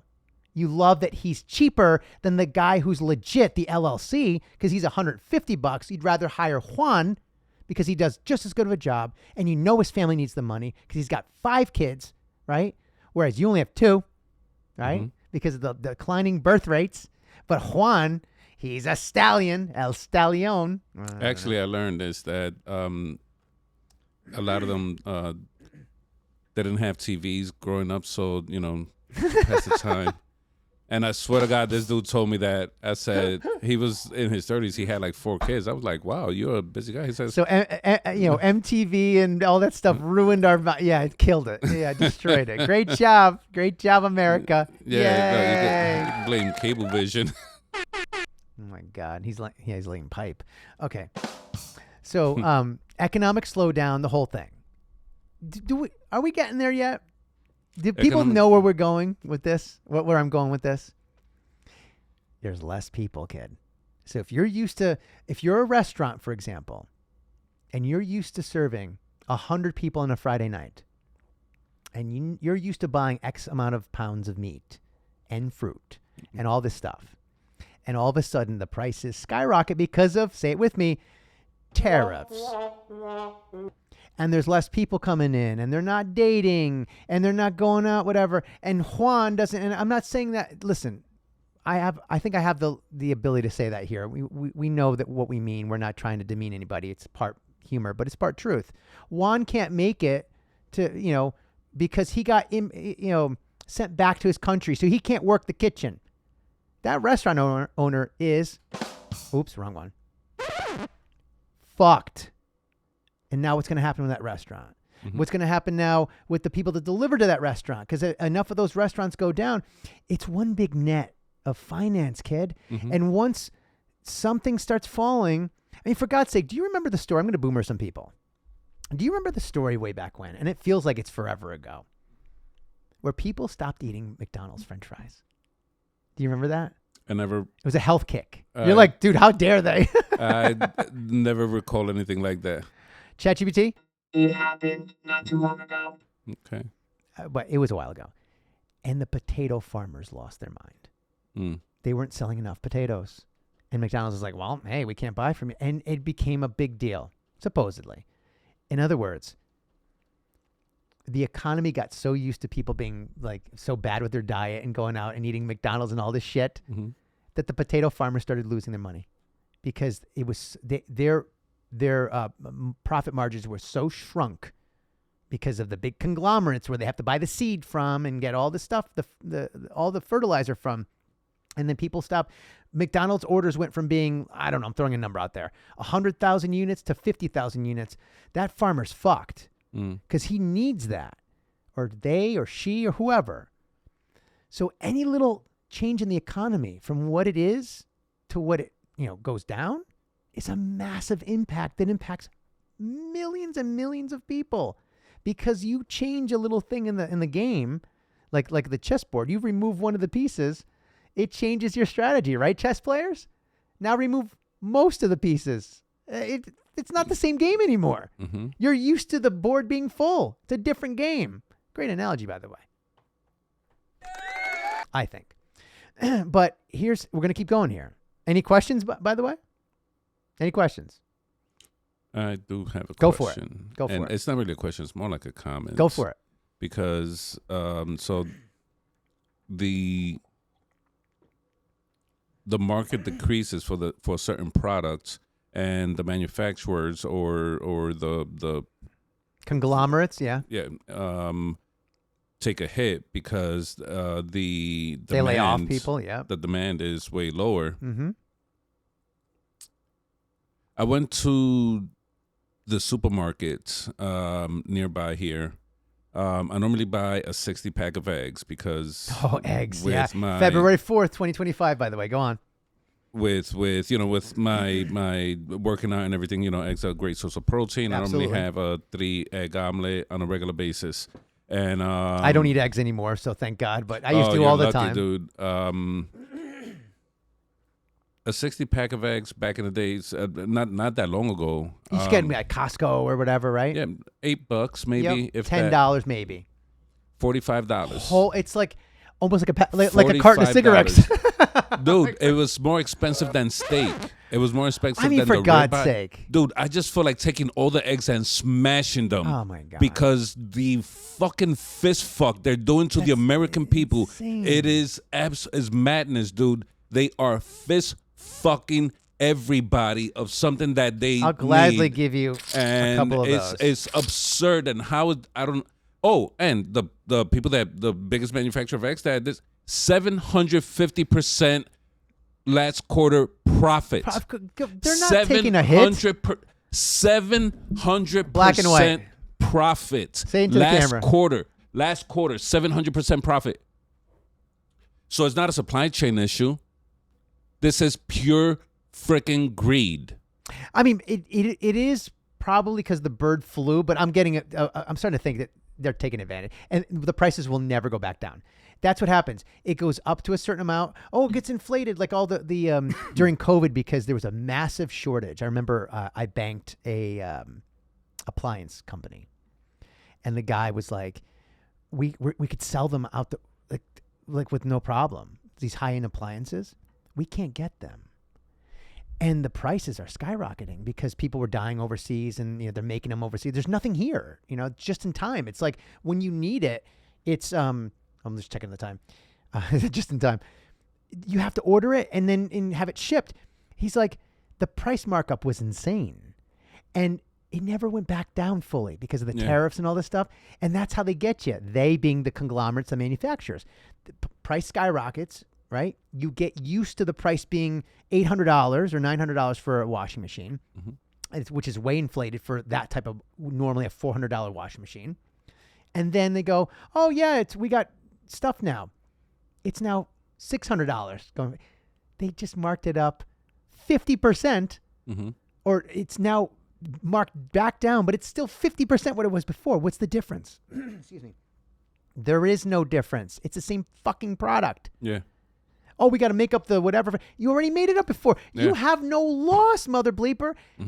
Where are the conglomerate companies getting a hit? They're not, Frank. You made a great point, and I'm going to let that go the whole way. ChatGPT? That is a great point. Great job, Frankie. Well, I'll go back to the closet, one foot dude. in front of the other. Leave your foot over there, too, dude. Let's move on.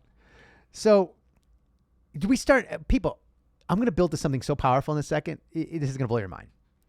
So, you're starting to see... just because people aren't willing to go out and have a date at a restaurant and have more kids. Oh my God, you want to know something? Go for it. I'm sorry. And look, I'm not a cheap ass, okay? Here we go. I could. Well, usually when you say you're not something, you are a lot that something. But go on. No, I'm not a racist. Hey, you ever hear a joke? Go on. No, I'm not cheap. I'm just economically conscious. So you're such a liberal. What? Economically conscious. You're frugal. You're so frugal. I went out to have breakfast with a dear friend of mine. Just had an omelet. At like a diner or something. Yeah, at a local diner here nearby. 2 omelets with potatoes and toast, coffee. It was $40-something. Oh my God! Come on. $40-something. I wish I was kidding, bro. And then not even tip. You have to put tip on top of that. Yeah, and the lady that was serving me was really, really nice. I gave her a decent tip, but it was. I think it was. I left I think $10. It was like $53. That's ridiculous. For breakfast at a diner, which was the minimum. By the way, $10. Hey, ladies. That's. Wait, was it? Anyway, I forget. I don't have the receipt in front of me. But the thing is, that's just breakfast. That's just breakfast, kid. Dude, it's eggs with potatoes, toast, and coffee. And it was north of $50. And again, it's not that I'm cheap. It's just that that's not even. Breakfast should be $25 max with tip. Yeah. And you're not having drinks. Like, you're not having, it's coffee. It's not wine. Yeah. You're like, wait a minute, mimosas? Dude, I can't pay for mimosa at the club. Of course, that's just $10. I'm like, no, I could get a bottle of champagne and I make 7-8 mimosas at the crib. You go to the diner and they always have the bar. The Greek diners have the bar in the background. You're like, oh my God, a mimosa would be so great right now. Yeah. It's like, oh my God, I'm not paying $12 for a mimosa at the freaking, the Third Colony Diner or whatever. F that. Yeah. I don't think so. The New Colony Diner. How dare I? The New Colony Diner. Sorry, you could keep your fucking $12 thing. F you. No, thank you. Because if Malacca. If you are a mimosa drinker and you like a mimosa in the morning, say it with me. Go for it. You cannot have more than. You gotta have two or more. You can't have just one more mimosa. You kidding me? It's like, no, put the freaking bottle here. You know what I'm saying? I got it from here, dude. Trust me. I don't drink anymore, kid, but after the first mimosa, you're like, dude, that's like trying to eat one chip and stay neutral. That's what I'm saying? You know what that's like? That's like trying to drink one mimosa at breakfast. It's impossible. You can't do it. No, you can't do it. So, but here, how the conversation would have ended as I put the tip on the table for breakfast. I would have been like, what's a really great thing? We should go walking and fast the rest of the night and not have a meal. That's how you lose weight and you're healthy. You haven't heard of fasting? It's a wonderful thing. All the biohackers do it. Oh boy. What are you gonna do? But and look, that's breakfast. That's insane. You know what I'm saying? That's what I would expect. Sorry to interrupt. That's what I would expect at like a place in Manhattan. $46 before tip. I mean, for like sitting on the sidewalk or whatever as people walk by. Eggs, hash brown, or what is it called? Home fries, whatever. Home fries, toast. Holy, in Connecticut and where we are, come on, people. And we're not Greenwich, Stanford. We'll leave it there. We're not. Come on. Yeah, so We're not Bridgeport either, but it's just it just is getting out of hand. It's getting out of hand, and that's now. 10 years from now, that's going to be $80. I don't even want to go there. Do the math. I don't even want to go there. But let's go back to this because I'm Yeah, I'm building to something. But great, these such great points. I can't wait to listen back to this. So, and then it talks about the visual representation. There was another graph, whatever. And so, we following along with where we're going here? The economic decline. It gets better. Mm-hmm. Of course it does. You ready? I put, if this rate continues, how long before the overall population of the U.S. drastically shrinks? If so, by how much? Let's say between now, 2025, and 2050. Look at your graph, kid. Unless, yeah. Go to the United States graph. I forgot to put this up. This is one that I should have put up before. Where it is colored, where it's light, like a cornflower blue, I don't know, carmine blue, whatever, and then like a navy blue. All right, so the dark blue is 30%. Negative 30%. So that's the area of the country. So I don't know if y'all can see my cursor. Idaho, California, Utah, 36% decline. That's negative 30% or more decline in birth rates. Why do you think? And that's like the Southwest. That's the Southwest. Why do you think? All right, so at least for California, there's a lot of Spanish people in California, dude, and it's also expensive. That's true, and it's also that's very true. Difficult, the housing situation and the water crisis and all this. It's insane, right? Look at the rest of the country. I mean, that's very interesting though. How look at New York. In the Southwest up to Idaho. That's California, Nevada. Oh, Idaho is because they can't find anybody to fuck in the potato fields. Oh well, anybody fuck a boo? You mean? God, did I just say that? There's no marriage material. Sorry. I feel bad I said that. I'm sorry. Sorry, Idaho. We just had our 2 followers from Idaho say, "See you later, bitch." I should have known when you were talking about potato farmers, you bastard, you son of a. But my point here is, there's a reason for it. It's not random. It starts with economic. It has to do with money. But I'm going to tie it into something else, kid.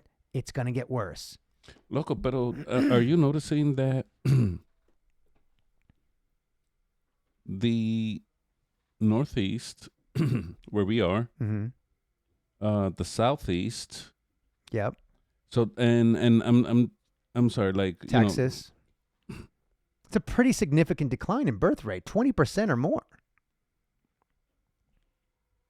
because those are difficult places to raise a family, kid. That's what it is. And it's a good portion of the country. It's insane. If you can't raise a family economically, why start one? Why date? Why do any of that shit? So North Dakota is the lowest in the birth rates. Again, there's no one to. We'll move on. And how accurate is this information?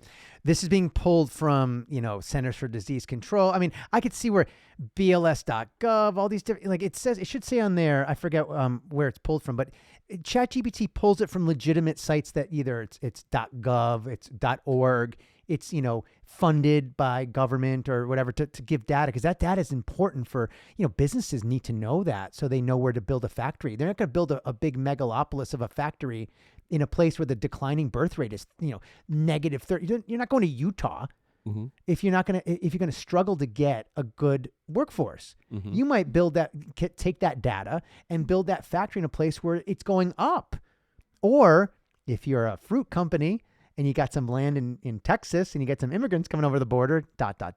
You might build a massive thing there, right, Elon? So, it talks, but it says here, interesting thing though, even with the declining birth rate, the population from 2025 to 2050 is still going to go up, but significantly less than it probably should. It says we're about 350 million now in the United States. It says in 25 years, it'll only go up 22 million. It should be a lot more than that, kid. Look at the baby boom. Look at the historical. Go back to that graph that we had in the very beginning. I mean, it's crazy.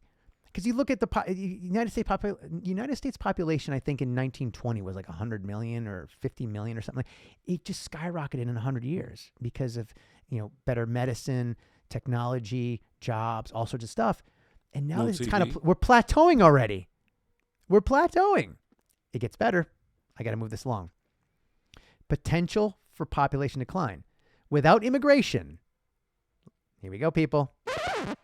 The U.S. population is projected to begin declining around 2033 due to low fertility rates. This is the Wall Street Journal. Conclusion. While the U.S. population is not expected to dramatically shrink between now and 2050, the combination of declining birth rates and potential reductions in immigration could lead to slower growth rates and an aging population. Because even though it'll be 370 million or whatever in 25 years, they're all going to be 25 years older, motherfuckers. And they're going to be, who's going to take care of them? It's going to be a big problem. It's already starting now. I mean, someone in your life knows that, taking care of, people. It's difficult. That's why that they pay well in that field, because not everyone is able to have an assistant or an aide or whatever, right? It's a luxury sometimes. You ready? Would the rise of AI, this is me asking ChatGPT, across all industries and the mechanization, and there's a big payoff, people, trust me. Thank you for sticking this long. And the mechanization and elimination of human-based employment in favor of robots or artificial intelligence, will it make up for this decline or exacerbate it further? In other words, okay, if there's less job applicants out there, does that mean that, hey, AI is going to do all this stuff? AI is going to, AI can't pick that fruit, kid. AI is not going to necessarily, mow your lawn and, do all that stuff. And yeah, I'm making it immigrant based or whatever, but I'm making a point here and you'll see it in a second. And it rewarded me. It goes, great question. I go, thanks, ChatGPT. The rise of AI automation, and it goes on to a thing, and it says how it could benefit, and it doesn't know because we're not there yet, and there's no precedent for this. You can't go back to the Roman Empire to figure this out, right? How AI, I guess, I'll leave it at that. How AI automation could compensate for the population decline. It talks about as the workforce shrinks, the declining birth rates and restrictive immigration policies, AI and robotics can help fill gaps, right? And here's a chart for it. You ready? Go look at your chart that has its purple lines. It says jobs least likely to be taken over least by AI. Artist, 39%. Musician, 36%. Therapist. Kid, what do we do at the Gtalk? We play music? Oh. We're artists and we're kind of therapists, right? So we ain't getting replaced. But is that really in need right now? Police officer, okay. Doctor, lawyer.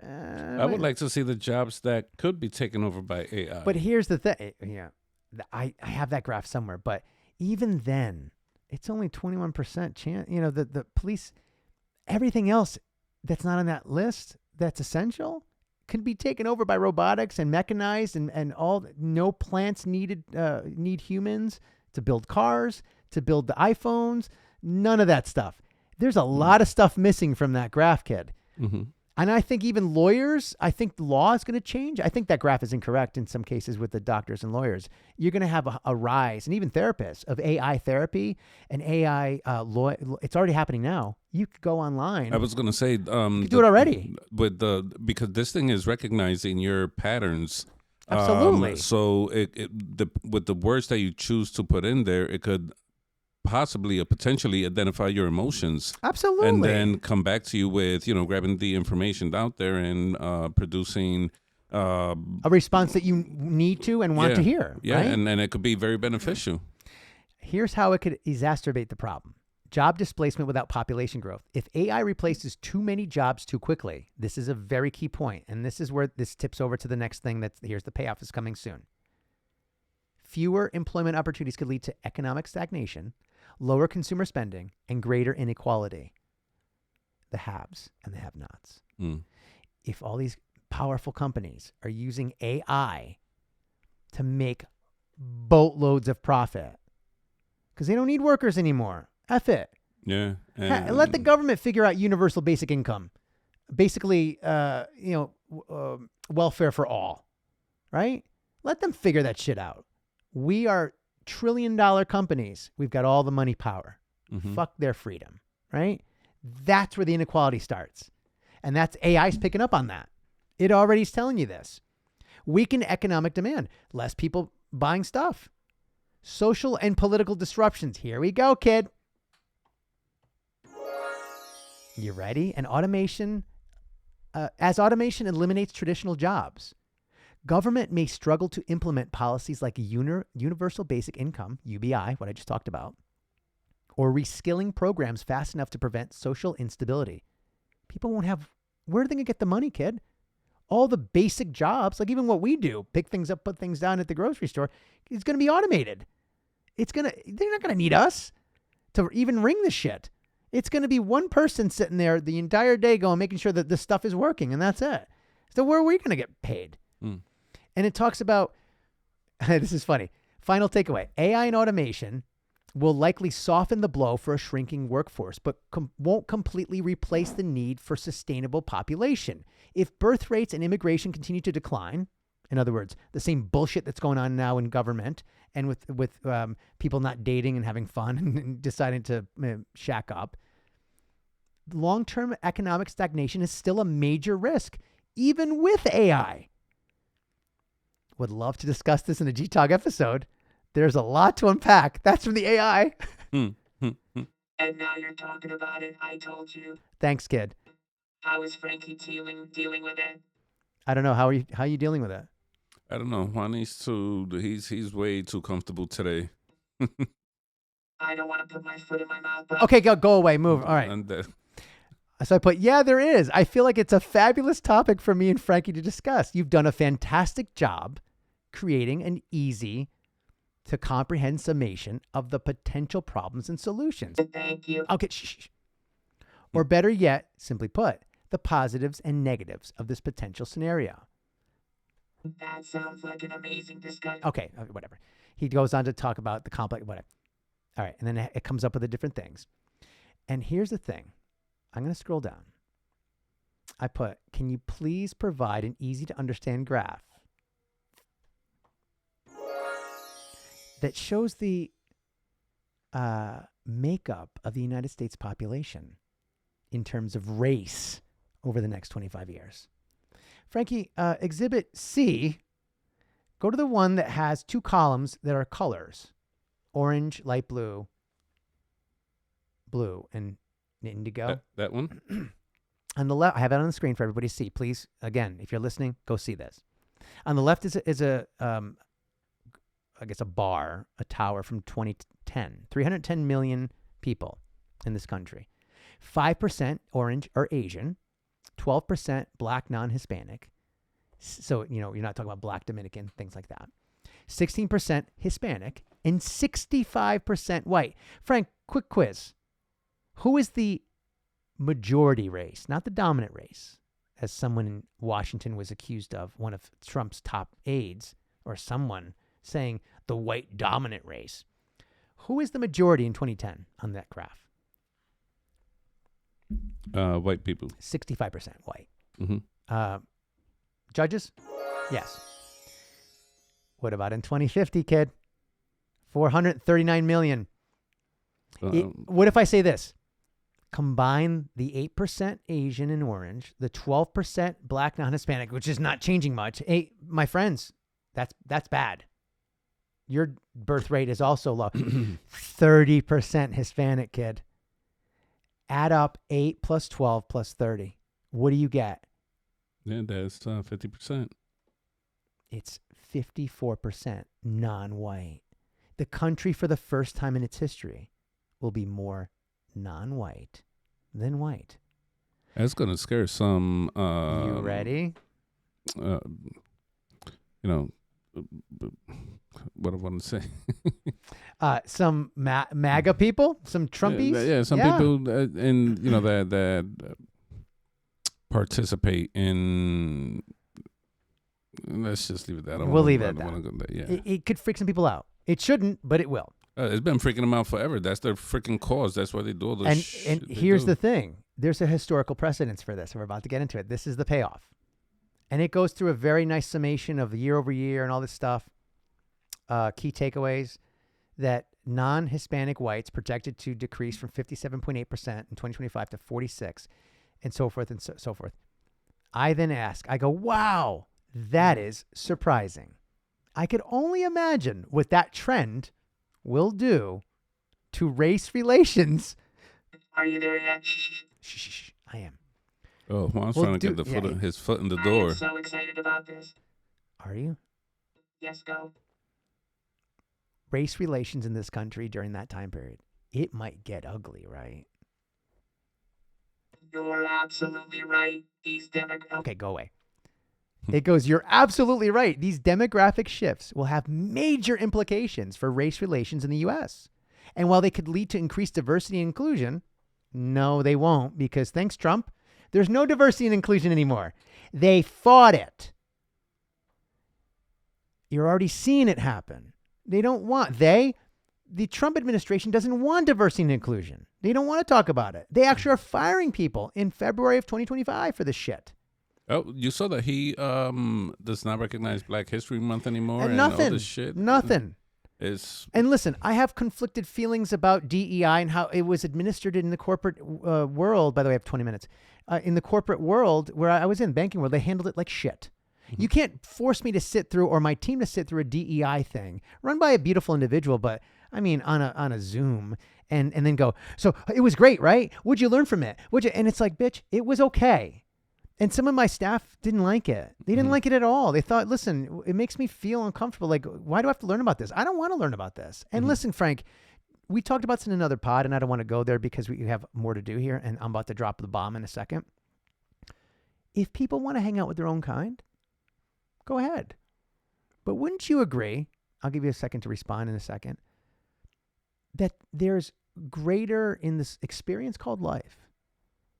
It's great to hear music that you don't normally listen to, eat food you didn't grow up with, go and meet people that have stories you've never heard of, and an energy that's different. It just makes life interesting. It expands your energy and your knowledge and your experience. Does it not, Frank? Yeah. I'm coming in black and white for a reason. Go. What's your comment on that? Yeah, dude. I grew up in New York. You walk down Midtown, you're gonna hear 40 different languages between, you walk from 5th Avenue to 6th Avenue. You will hear 40 different languages. You see a million different complexions. And they say New York is the best city in the world. I'm not too sure about that. Definitely the most congested. But what I think, if anything makes it great, is the diversity. That, I've worked with a lot of people, a lot of different conversations. The way they grew up in their own country is, very humbling to me. 143, kid. That's timing. Salute. Salute. Much love. I love New York, and I love you too, kid. I love how you're tying this in. The greatest city in the world, because it's fucking diverse. Go on. Yeah. And to have a conversation with someone that, like, for example, I know this dude, he was, I was at a dinner, he was a Navy SEAL. He was telling a story when he jumped out of a helicopter to, I forgot what he said. All I know, he was telling this story, and I felt like I was in a movie. I was like, oh my God, please don't shut up, dude. Keep going. White dude. Yeah.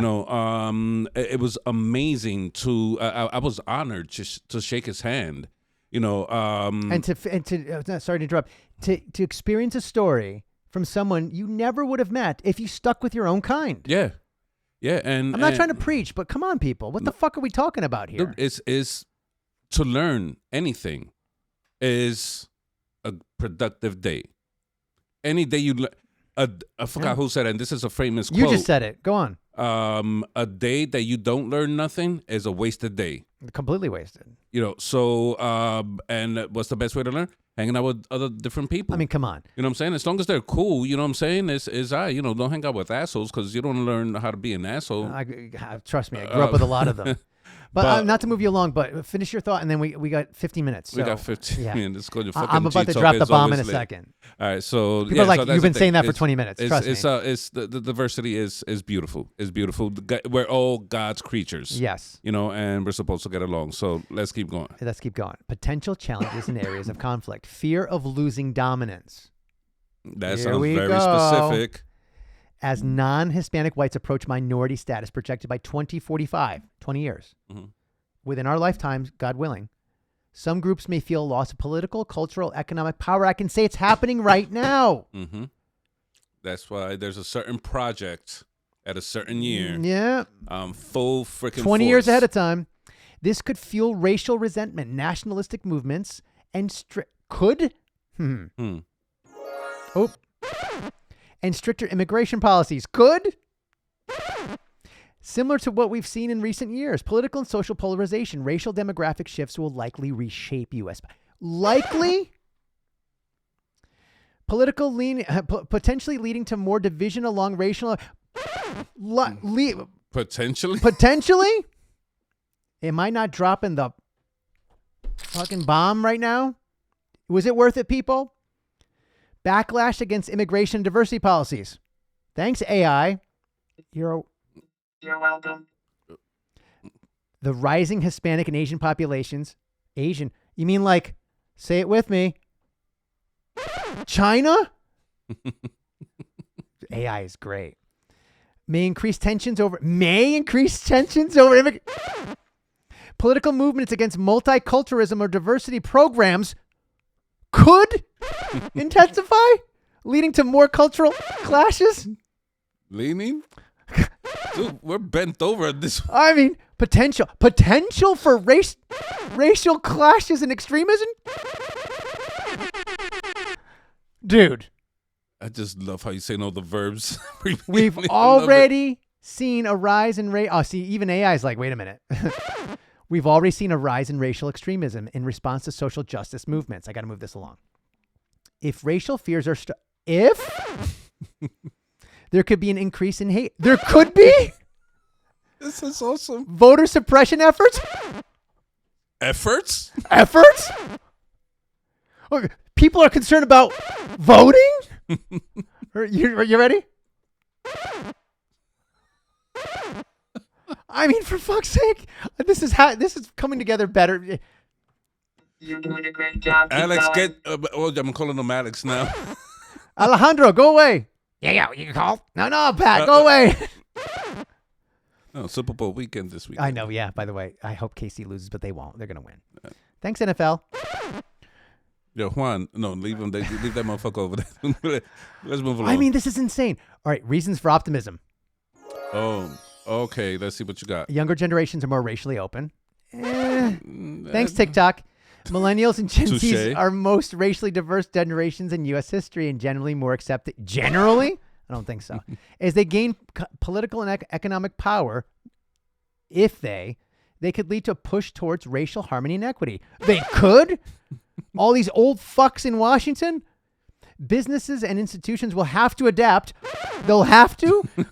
Changing demographics, making racial inclusivity and so they'll need DEI? I told you this was the payoff. Greatest episode ever. Thus far. Greater representation and inclusion. Inclusion? D-E what? I don't think so. You are wrong in it. Juan, go back to your room. This could help normalize all right, final takeaway. Yes, it could get ugly, it says. And it goes into a thing. This would make for a powerful Gtalk episode. Would make? It is! A real deep dive on how race relations might evolve. Who benefits from these changes? And how we can prepare for inevitable shifts. You ready? And this is where it comes together. I ask AI, ChatGPT, is there a precedent for anything like this throughout world history? Or are we in new, undefined territory? Great question, it says. Let me skip ahead. Say it with me. The fall of the Roman Empire. Have you heard that before? What made Rome fall? When will the United States fall? Keep listening. What happened? The Roman Empire, once dominant and largely Roman/Latin in culture, saw massive immigration and integration of Germanic tribes, the Visigoths, the Vandals, and others. Or, say it with me, I don't know, people from another border or across the border, somewhere else. Them people, the darkies, whatever you want to call it. I'm using a quote, not my... It's ridiculous. Put an X there. Put a blank space. These groups were at first absorbed, but later became the ruling class, reshaping Rome's identity. President Obama, you have anything to say? Because that's what they thought was happening with this country when Obama... Oh, I move on. Lesson for the United States. Are we there yet? Yes, kid, we're there. This is the powerful part. I know. Thanks, kid. You did a great job. Thank you for your support. Vote for me, 2033. No, that's Taylor Swift. All right. As dominant ethnic or political groups shift, societies either assimilate, resist, or, say it with me, collapse. Rome struggled with nationalism, xenophobia, economic disparity. Similar tensions exist in the United States today. I'm going to go black and white. Told you it was going to be a payoff, motherfuckers. Here we go. And it talks about the Moors and the Jews, what happened in Spain. And then it talks about the great migration and white flight in where? Southern part of this country, where there was migration within this country of blacks going into inner cities and stuff. And then people were scared. The white people, oh my God, we got to go to the suburbs, leave. It's called white flight. But what happened, Frank, in South Africa? Apartheid. And what was that? Well, South Africa had a majority black population, but a white ruling class, leading to systematic, that button's going to be, racial oppression. Okay, the poker chip's like, hey, I miss you. Thanks, kid.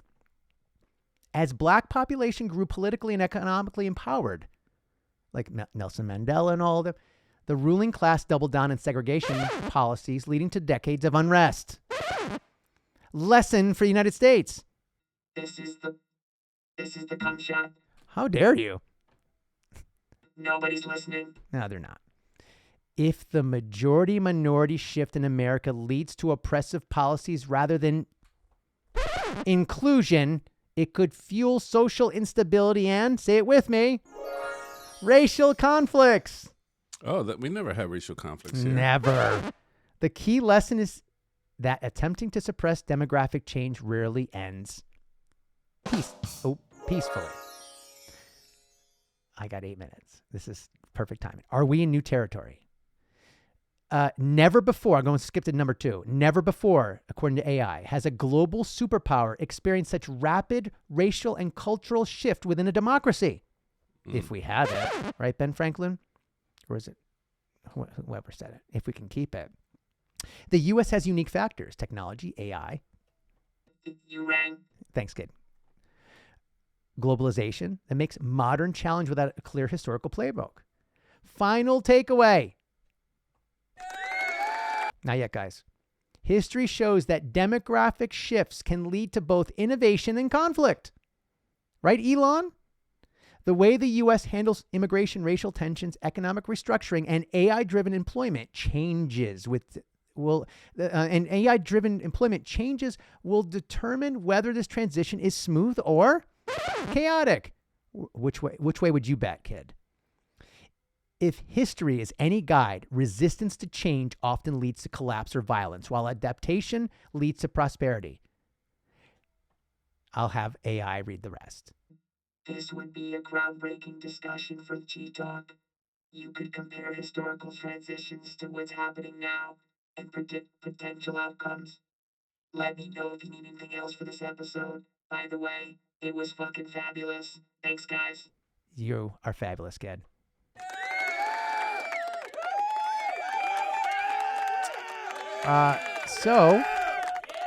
And then it goes into what the U.S. can do, embrace change and adapt, resist to change and conflict, find a middle ground.